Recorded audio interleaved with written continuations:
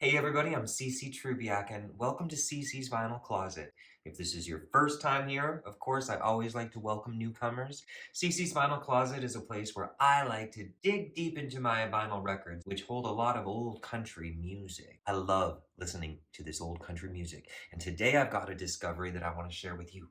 Let's go. One of my goals is to learn more about the history of country music and build my knowledge of the pioneering men and women over time. And admittedly, for years, I've been so enamored by the music of Loretta, Tammy, Dolly, Olivia, Tanya, Linda, and Emmy Lou that I'm behind on many other greats, like Jan Howard, for example. That's till now. In my possession is one of her records, and today I'd love so much to share my lasting thoughts and impressions with you. And if this interests you, let's go. But first, a little background deets to help. Jan Howard, rest in peace, was an American country music singer-songwriter and author. She was considered among country music's most successful female artists of the 60s decade. And from what I have read, Jan was one of those lucky few people to get a recording contract the first time a record producer heard her sing. In the 60s, she developed friendships with acquaintances who were just beginning to write songs. And because of her consummate professionalism, she was asked to sing a song co-written by Buck Owens, but intended for Kitty Wells. Record producer Joe Johnson was so impressed by that demo that he had Jan move to Nashville, where she could begin her recording career. She signed with Decca and began cutting songs with the Owen Bradley. Oh, and she was also a part of Bill Anderson's TV show for years. And apparently they've recorded 4 duet albums together. I tell you, this guy, he's following me. Something I do also want to share. With my deep dives, I often geek out and I go as far as reading articles or watching old performances and interviews just to learn about any given artist because I find that it does help me to connect with or even helps me to increase my listening pleasure. And in the case of Jan Howard, I actually did all of my research prior to actually listening to this record, and it impacted me to read about some of her hardships experienced in her life, including the loss of not one, but 2 of her sons in 1973-1974. Very tragic. I read that she has an autobiography, and you can rest assured that I look forward to reading it someday. Life stories like this can inspire. So let's get to this record. Jan Howard released 17 plus studio albums between 1962 to 1985, plus those 4 duet albums with Bill Anderson. This is Jan Howard Country, was Jan's 4th studio album, and it peaked at number 9 on the country Billboard charts, becoming her highest charting solo album. So where do I even begin? Through and through, this was a great listen, and let me tell you why. First and foremost, I love Jan's voice. Sometimes a bit feisty, definitely self-assured. I hear shades of Patsy Cline's influence on songs like Love Me and Make It All Better and A Fallen Star, in the sense that there's a real classiness to her voice, almost Torch Singer-esque. The opening track, Roll Over and Play Dead, is a great example of that sassy delivery. This is a song where Jan responds to a painted lady whose sights are all on her man, and she's got some real fighting words.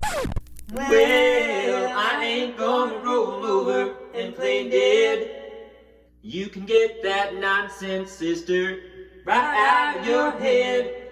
You can go ahead and try to steal my man, but you're gonna have the fire in your hands, 'cause I ain't gonna roll over and play dead. Like Loretta Lynn, Jan was not afraid to sing songs for women, and even behind all that sass is a wise enough woman who knows. But you can't substitute real love with fancy trills and lace. And all you've got that I ain't got is more makeup on your face. Well, I ain't gonna roll over and play dead. You're my kind of girl, Jan. Also, the closing track, Any Old Way You Do, is another huge highlight. In the same way, it's catchy and full of fire. Sometimes you're mean, sometimes you ain't. Sometimes you're a devil, sometimes you're a saint. Sometimes I wish that I could leave you and say we're through. But honey, I love you any old way you do. Sometimes you drink, sometimes you don't. Sometimes you cheat when you swear you won't. You're a no good man and you prove it through and through. But honey, I love you any old way you do. Honey, I love you any old way you do. These are great songs, and I highly recommend you guys check them out. Noteworthy is a fine rendition of fellow pioneering friend Tammy Wynette's Your Good Girl's Gonna Go Bad, which I love. If you like them painted up, powdered up, then you ought to be glad, 'cause your good girl is gonna go bad. Oh yeah, your good girl is gonna go bad. I'll even learn to like the taste of whiskey. Oh, and I spotted a great rendition Jan did of Dolly Parton's Your Old Handy Man, a song that many Dolly fans will recognize came from Dolly's debut album, Hello, I'm Dolly, in 1967. Hey, that was the same year as this album. Your woman's getting tired of me and your old handyman. Now I know you've got 10 fingers, but where's your helping hand? I've just made a decision, I've stood all I'm gonna stand. Your woman's getting tired of being your old handyman. Actually, come to think of it, I'm just realizing this now, but this is Jan Howard Country came out in 1967. That's the same year both Dolly and Tammy's debut albums came out. And this was Jan's fourth. I just love the history in the making. Jan Howard does seem to specialize in these feisty, up-tempo tunes, but that said, she also does mighty well on ballads too, like the Walter Scott-penned Burning Bridges, and the Eddie Arnold, Cindy Walker standard, You Don't Know Me.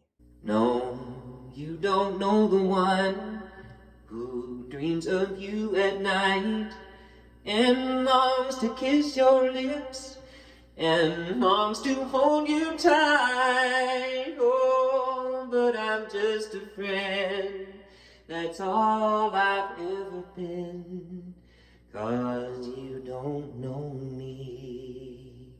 I didn't know it till now, but I guess You Don't Know Me was a huge hit for Ray Charles in 1962, the best-selling version. That might be so, but Jan's version demonstrates skill for both guts and grit. And while she does do sweet interpretations of both Break My Mind and John Hartford's Gentle on My Mind, I see these two standards pop up on so many of these old country records that I've all but lost count. But rightfully so, these are great songs and she does a fine job of them. But I suppose if I could highlight one more song, it would be You and Me and the Roses. It really caught my ears, perhaps for the lightness it offered. I mean, ultimately, it is a sad breakup song, but Jan's own harmonizing with herself kind of softens the heartache. It's kind of bittersweet. You and me and tears and roses in my memory side by side. For you always sent me roses every time you made me cry. Tears and roses now remind me that your love was just a lie. For today you sent me roses with a note that said goodbye. All in all, I'm really glad that I can now say I'm familiar with the voice, the music, and the history of Jan Howard, and I'm certainly going to be gathering more of her work to enjoy. She sounds like she was a dynamic lady whose credits truly speak for themselves. I highly recommend people check out this record for themselves, and, of course, if you have your own Jan Howard recommendations or stories, please just drop them in the comment section below, and until next week's installment of Cece's Vinyl Closet, take care of you and thanks for watching.